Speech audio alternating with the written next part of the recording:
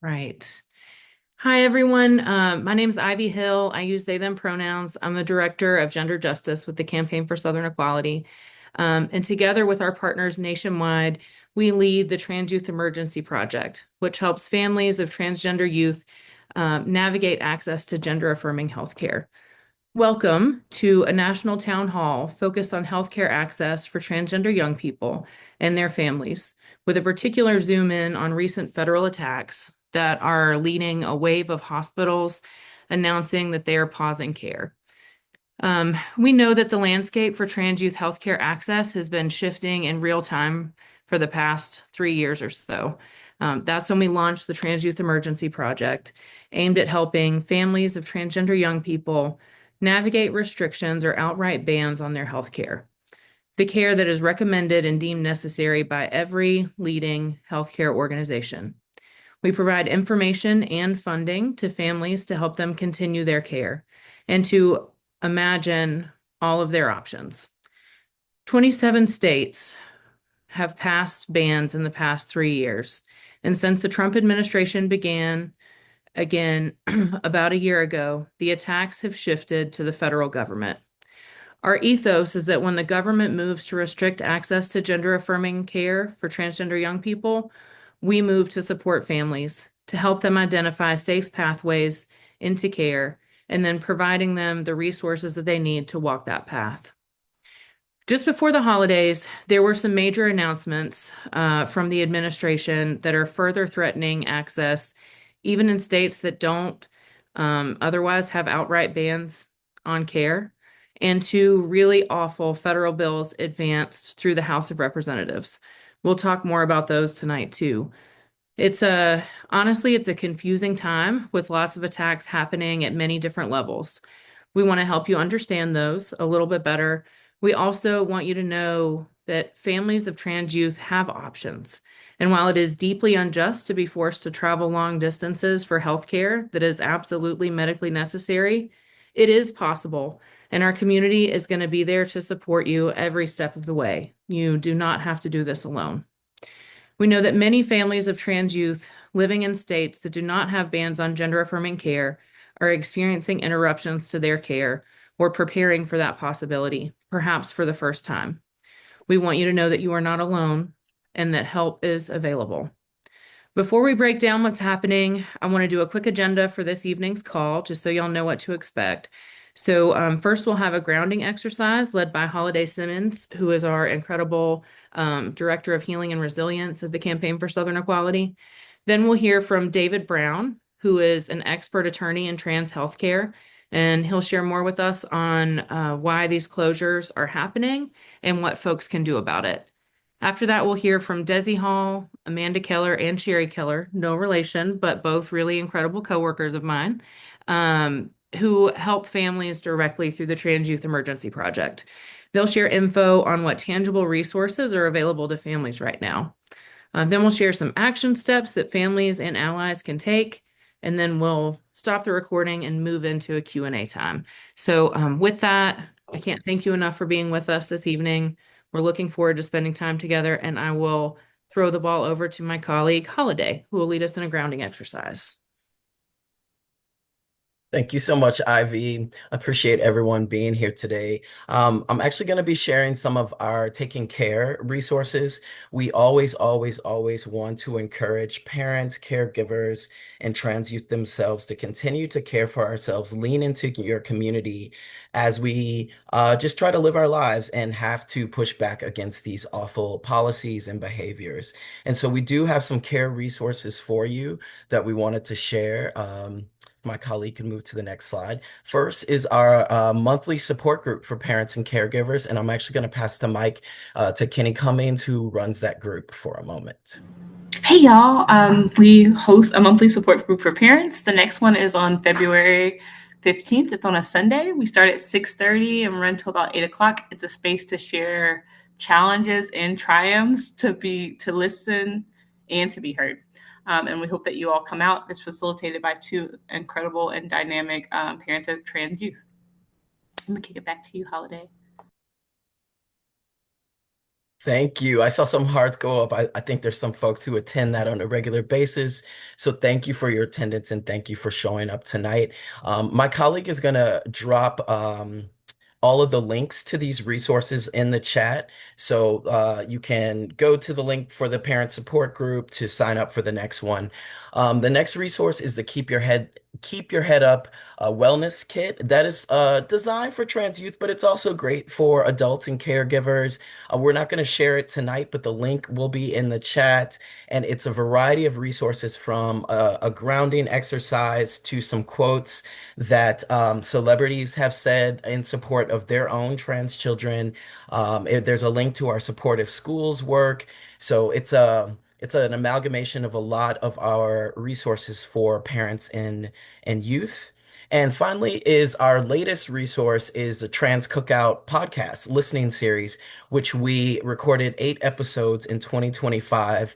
And all this year, we are going to be sharing aspects of those episodes in different platforms with our communities because we talked to a number of trans leaders throughout the country about their lives, things that they do that don't have to do necessarily with healthcare per se, but we geared it for trans youth, and all of them said some really inspiring words for trans youth at the end of every episode. So we're just going to share 1 minute of the cookout. If my colleague can move to the next slide, please.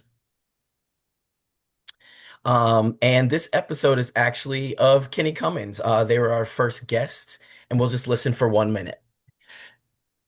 How does housing justice and all of these things we're talking about impact trans people's lives, and why should trans people care about these issues? Well, there are a couple of things that come up for me when talking about this, and so y'all bear with me if I get a little emotional because I think my own experiences with trans is that my body is my first home.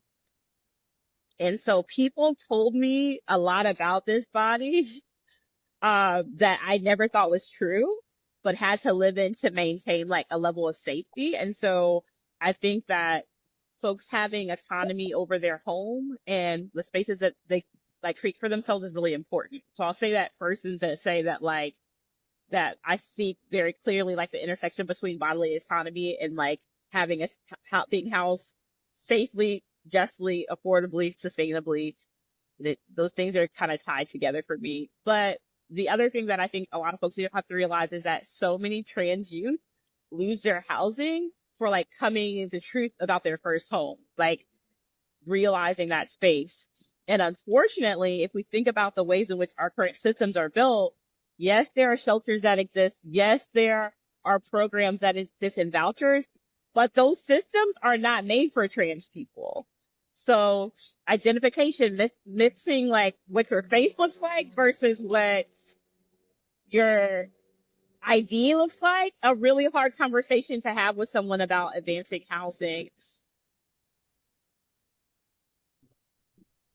Thank you so much for witnessing that. Thank you again, Kenny, for your incredible words of wisdom. The last thing I want to say is that Kenny was talking about housing justice, and that's one thing that you can provide is a safe home for your trans youth, and you can continue to encourage the young people in your life to create home in their own bodies. And that's something that no government can take away from us. So with that, I want to pass it on to David, our esteemed lawyer, that is David Brown, who is a great partner with us and is here to share about some of the recent current legal landscapes. Thanks, Holiday, for that warm introduction, and so glad to be sharing this space with y'all this evening. My name is David Brown. They are he pronouns. I'm in New York, and I'm the founder of the Good Health Project. I'm gonna just spend a couple of minutes going over kind of the current legal landscape, and if you get nothing out of this other than what I'm about to say, I think the kind of distillation of my presentation this evening is going to be, we've heard a lot of bad things in the news over the past month, and Ivy was absolutely right that it's been hard these past few weeks, but trans healthcare, youth trans healthcare, is still just as legal in half the country at least as it's ever been, and And despite the federal government's kind of anti-trans youth campaign, they haven't changed the law. And so I'll dig into that a little bit over the next few minutes. I always, because I'm a lawyer, have to give a disclaimer, which is that although I'm a lawyer, I'm not your lawyer. And so what I'm going to be talking about for the next few minutes is not intended as legal advice for you. It's just purely kind of educational on what's going on right now. And if you have any questions, you should definitely ask somebody who is your lawyer. So with that, let's go on to the next slide. So one thing we saw in the news last month was that a couple of bills moved through the House of Representatives that would restrict trans healthcare if they ever became signed into law. But I think tomorrow. Oh, sorry. I think I'm getting some audio interference, but I'll keep talking. So if folks who are unmuted can mute themselves, I think that'll help us kind of move along.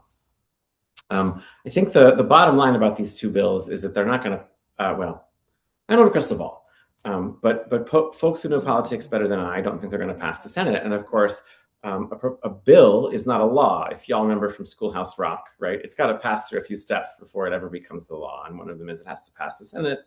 It has to get 60 votes there under our current system. And that doesn't seem very likely. So these bills, while unfortunate, probably don't have a very high chance of actually ever becoming the law. The two bills I just posted up here are House Resolution 1399 and House Resolution 498. One of them would make providing youth gender-affirming care a crime, and the other would ban federal funding for gender-affirming care for trans youth. Especially, that would have a lot of effect on youth who are insured under Medicaid.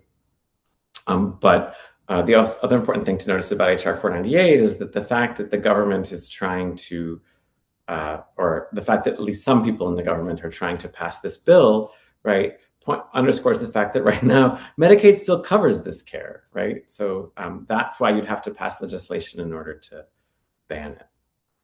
So that's the sort of bottom line news about bills that are currently before the Congress. They have unfortunately passed the Senate, passed the House.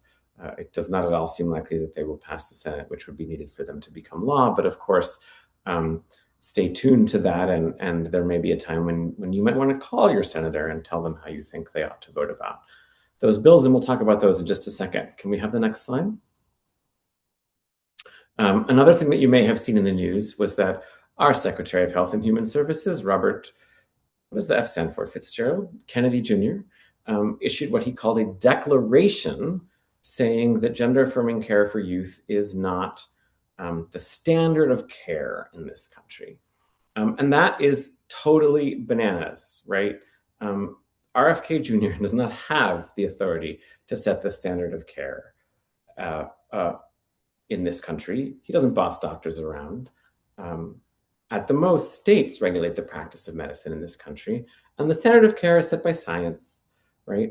It's set by state law in some cases, not by RFK Jr., no matter how strongly he believes in his own personal preferences, and no matter whether or not he calls them a declaration. Nevertheless, he issued this declaration on December 18th, and what the federal government tried to do with it is to say that because he's declared that gender-affirming care for youth is not the standard of care, therefore, Medicaid, which he oversees as the Secretary of Health and Human Services, doesn't have to cover it. And anybody who provides it should be kicked out of Medicaid, right? That's kind of their position, which again, bananas, right? He doesn't have that authority. And so 22, I think, state attorneys generals immediately filed suit.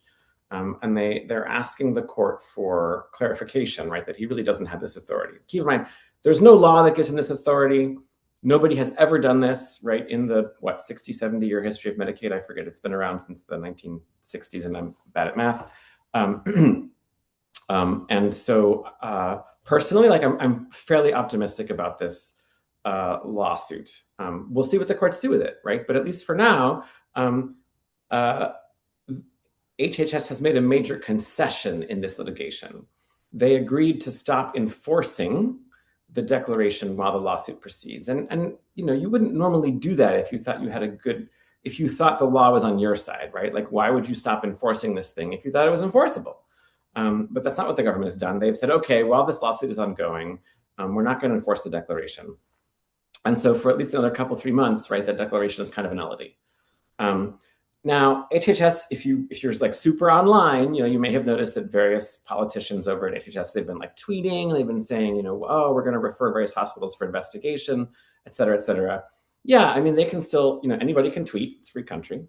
But what they can't do is enforce the declaration, right? So they can investigate, they can look into things, they can worry about things, they can refer things. But what they can't do is order somebody to either cease providing the care or leave Medicaid. That, at least for the moment, they've agreed not to do until I think at least the spring, when the court is expected to rule.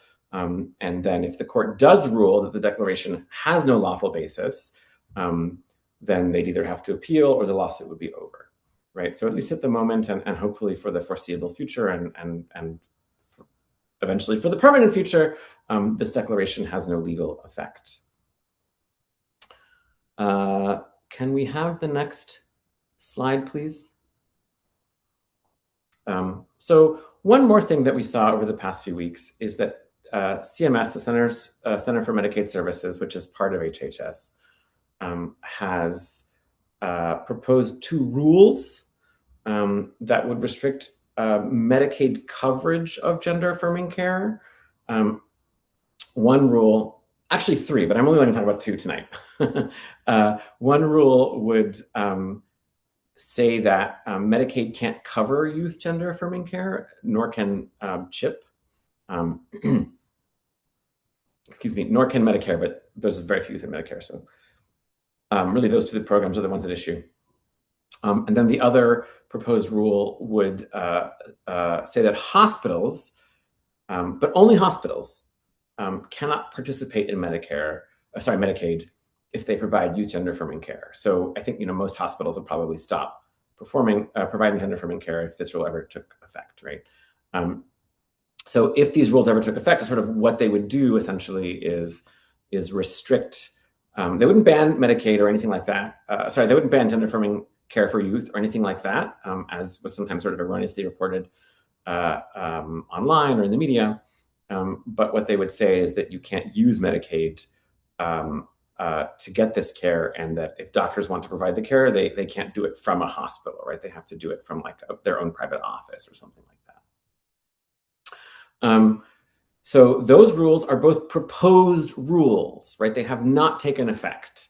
So again, nothing has changed, right? And can we have the next slide? There'll be a process for getting those rules to actually move forward, right? Right now, we're in the middle of a public comment period. And if you haven't heard, I'm telling you now that when the federal government proposes to change administrative rules about how big federal programs like Medicaid are administered, you have the opportunity to participate in that process, right? Every person can submit a comment supporting, opposing, saying whatever they want to about this proposed rule change. So we're in the middle of a 60-day public comment period about this proposed rule.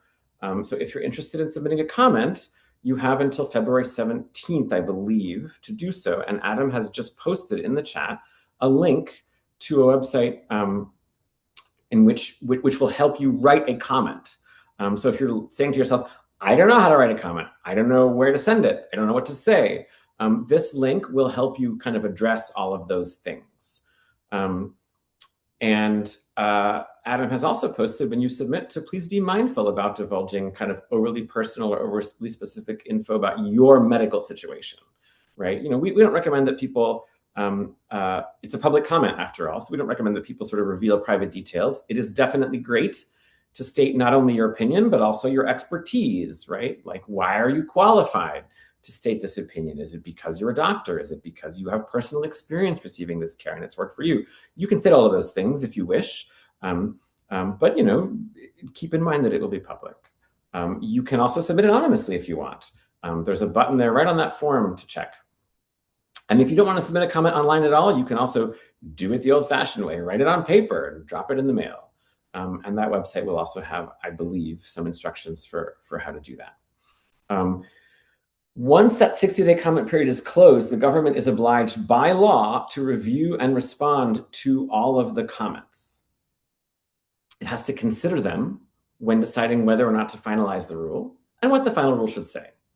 Obviously, the final rule also has to be consistent with the law that the rule is administering. So in this case, Congress, like I said, 60, 70 years ago, whenever it was, created Medicaid.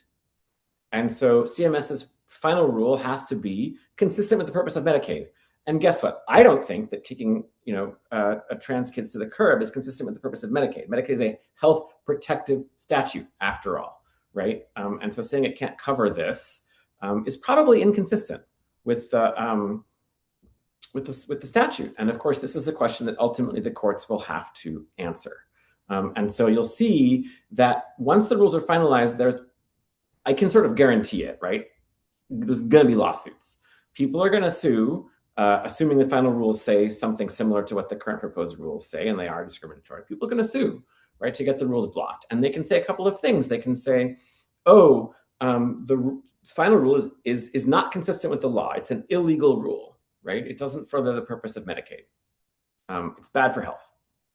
But they could also say, you know what? You messed up the comment process. You didn't adequately respond to the comments. Your responses to the comments are wrong. Your responses to the comments are nonsensical.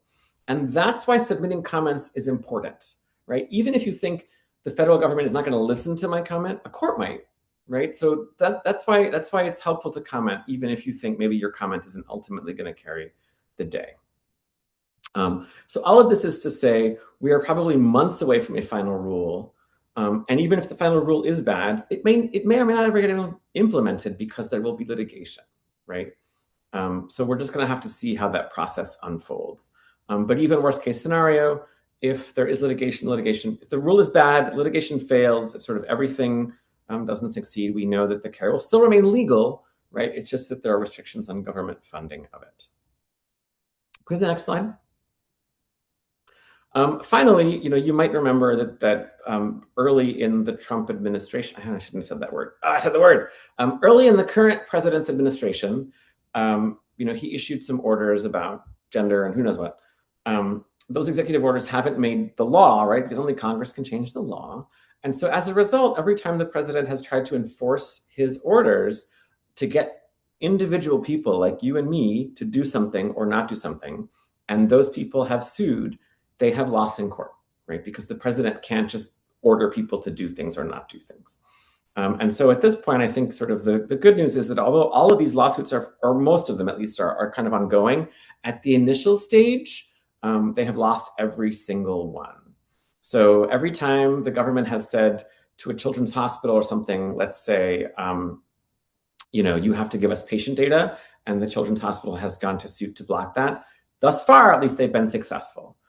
Similarly, if the president has tried to cut funding to researchers and they've sued, they've gotten their funding back, and so on and so forth, right? So although these things are still in early stages because litigation can take years, right? Those preliminary steps have all been successful in at least the 10 cases that I was able to keep track of as recently as this week. And that just goes to show, right, that there's a lot of feeling that the government's, the president's executive orders, right, they don't make a law. So you might have seen in the news that some clinics are still closing, right, especially in response to the RFK Jr. Bananas Declaration that was made in December. Why is that happening? Well, first of all, it's important to remember, mostly it's not, right? Mostly clinics are still open. But those that haven't, I think, the phenomenon is called overcompliance, right? It is hard to stand up to threats. If you're a hospital and the government is threatening to kick you out of Medicaid, which is a quarter of your patients, right? That's a hard thing to stand up to. And so, those overcomplying institutions, they're not our enemy. They're being forced into a corner. But nevertheless, they're making a choice that is not required by the law. They might also be misunderstanding the law or lacking good legal advice. And so they're choosing to do this thing which isn't required. So where does that leave all of us? Can we have the next slide?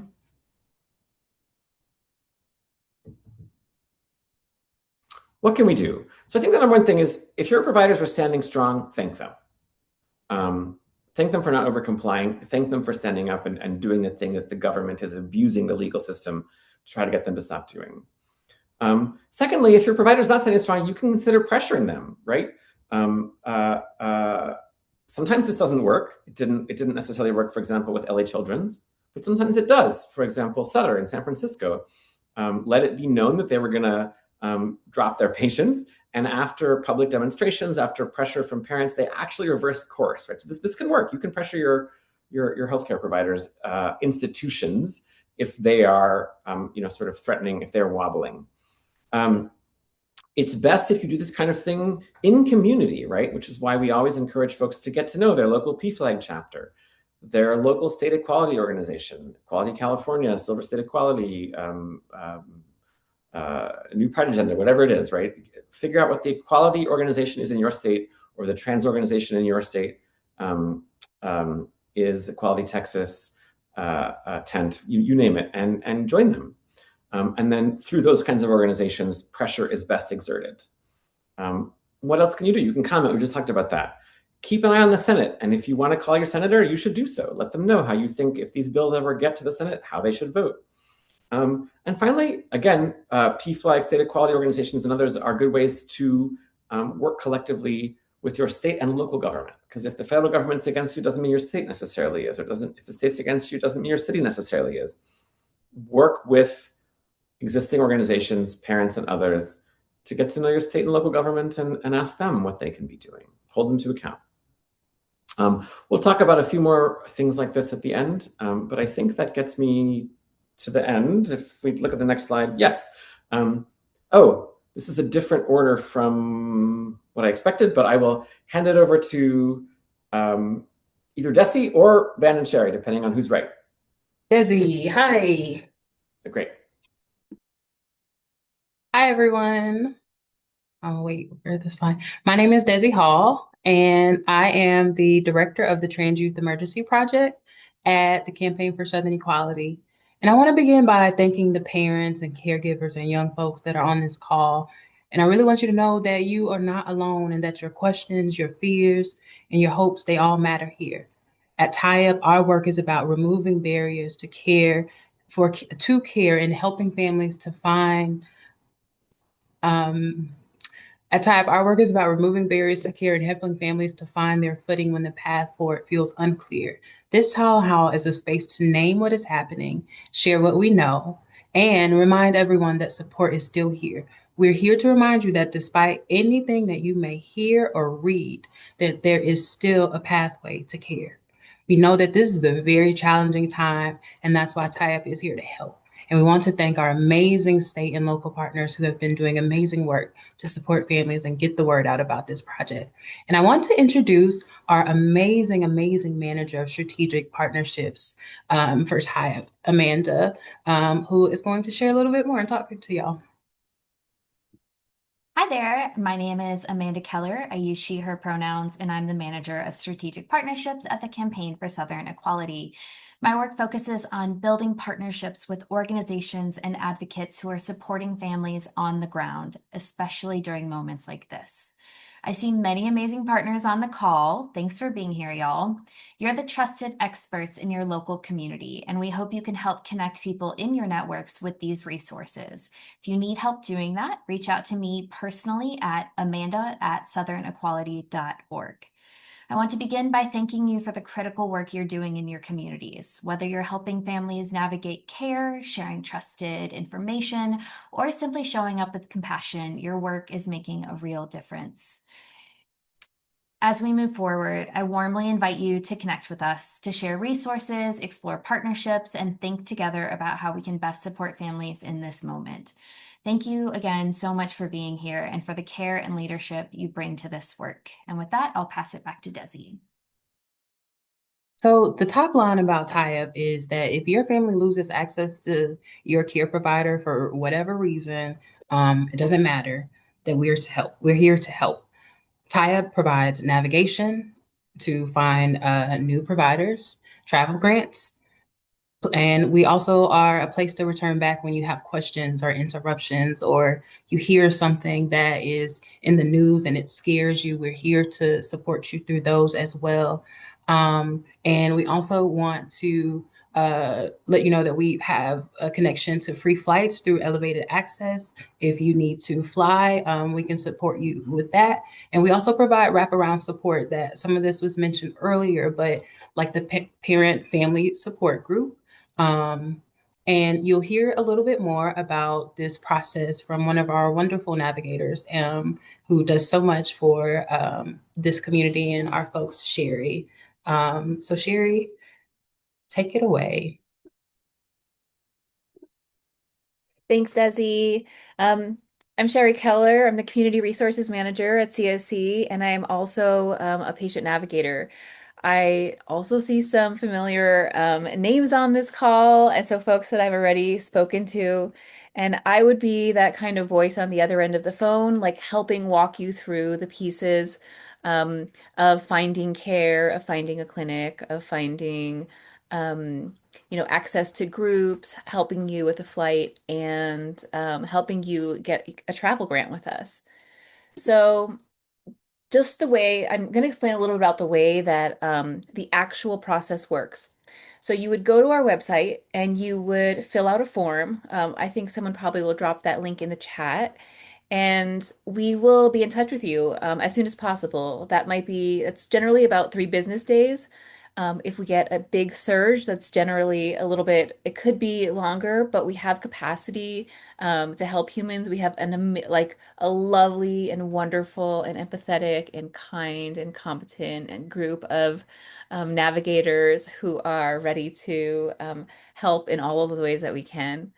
And so what happens is we schedule a one-on-one call is scheduled with the navigator, with the parent or the guardian. And we'll talk through options about your unique situation. We know that there's some general things that folks are dealing with, but then everyone also has really specific, depending on what state you're in, depending on the age of your kiddo, all kinds of things. We know that you have really specific things. Um, so we'll talk through your situation, and then we'll figure out what options there are for clinics, no matter where that is. We'll explain Elevated Access to you, which is a program that through us, they're a partner that offers free flights to your gender-affirming care appointments. They're amazing. You get to go on a small plane, possibly. It's a really cool program, and the pilots are incredibly affirming. Um, it's amazing. There's also possibility of being on commercial flights with elevated access as well. Then we'll talk about the travel grant and other resources. We'll try to hook you up as well. Make sure you're working with either Planned Parenthood, local orgs, state partners, and we'll direct you to any other orgs that also help you with insurance as well as legal matters. We process the grant electronically, so it's a fairly quick turnaround time. And the way that it works is for families living in states with a full statewide ban on gender affirming care, we'll be in touch every 3 months through email to check in on whether another grant is helpful. We want you to access those grants. We want folks to do it. We have capacity to help people. And for families that are in states with a statewide families in states with a statewide ban can receive 4 travel grants a year of $500 each. For families who live in states without statewide bans and need a one-time relocation of care grant, and we understand that there's some folks are grappling with more recent closures. I see in the chat concerns about Connecticut and Wisconsin. This is a little bit different. We can help you identify another provider in your state or nearby. We are in constant contact with providers, and anytime anything happens, we're always identifying new ones and building relationships to make sure that people are cared about and that they have access. We can provide a one-time relocation of care grant for $500. So for folks in those states, we urge you to reach out to us. And we're happy to help you with that. And we know that travel grant to access care, it might not always look like a flight or a hotel or something specific, but it could look like gas in your car. It could look like, when you have to take the day off of work to try to, figure out where it is you have to go into the appointment. So we really want to support you in that piece of it. And we're here to help if that provider also closes at a later date. Um, we're again in constant contact with providers, and we want to make sure that you're connected and held no matter what happens. We know it's such a chaotic time, and we want to help. We know it's really tough. Like, we know that, like, when I talk to families, they have built really strong and close relationships with providers, and some have had to relocate care multiple times. I bet there's a bunch of you on this call who know exactly what that's like. And we feel for you, and we want you to know that, like, we know that it's not easy, and that's what we're here for. Um, for families insured through Medicaid and Medicare or CHIP who are worried about losing insurance coverage of their care, because of the proposed rules, we are really sorry that this is happening.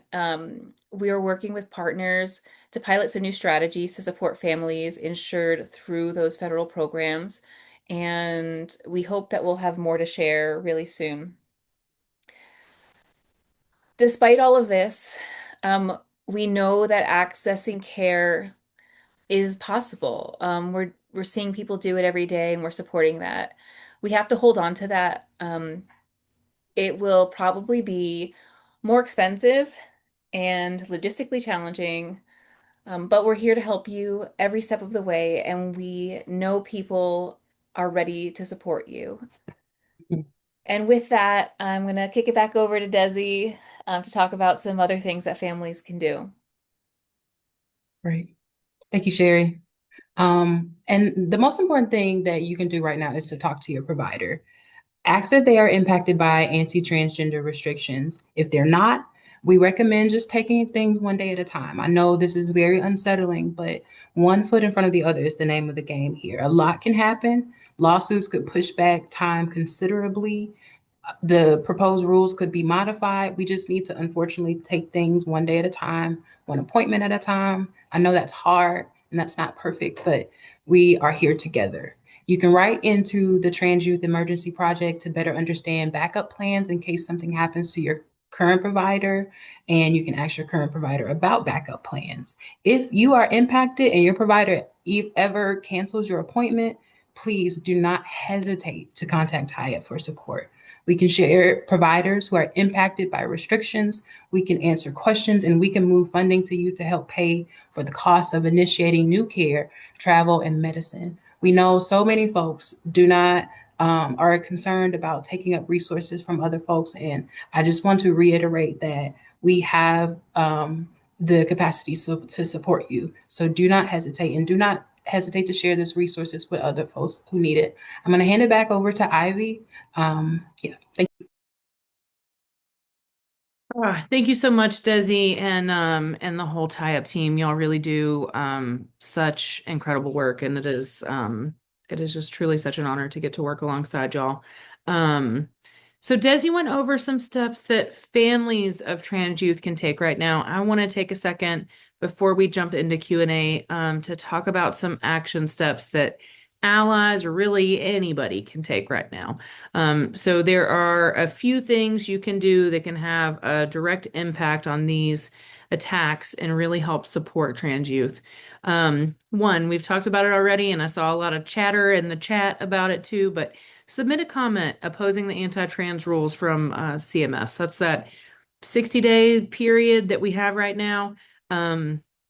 Like has already been mentioned on this call too, there's really no need to go into like deeply personal detail about you, your life, your specific situation, but the number of folks who support the rules and the number of folks who oppose the rules are going to be made public. So even if it doesn't change our current administration's thoughts about trans folks, at least that information will be published, and trans folks will really be able to see this vast amount of folks who support them. And I think that that really can't be overstated and how important that is. So please ask your friends, your family, you yourself, submit a comment and let it be known that you oppose those CMS rules. Also talk to your senator and urge them to oppose the federal anti-trans bills. We don't know unless we try. This is a game of building relationships with folks in power and standing up for trans youth again and again and again. And that is definitely one way that we can do that. Also, like has already been mentioned on this call, but thank and support local providers who are standing up and still providing that care. It really is huge. And we have a lot of gratitude for them and owe them a lot of thanks for their work. Also, you can get involved locally with state org support groups and others who oppose further restrictions on access to healthcare for trans folks. This is grassroots work that's happening across our country and especially in the South, and they need support in order to continue to do the work. Also, help spread the word about TIE Up, the Trans Youth Emergency Project. Even if no one in your family needs it, you may be connected with another family who does. And if you're able to, it always takes gas in the tank to keep the program running, and we would love any support that you have to throw our way. If you have any interest in hosting a fundraiser for us, that is always welcomed and appreciated. And I just, again, want to thank everyone who's here on the call with us this evening and remind you that I think the most important thing that we said tonight is just simply that you are not alone. With that, we can stop the recording and then we'll shift into Q&A.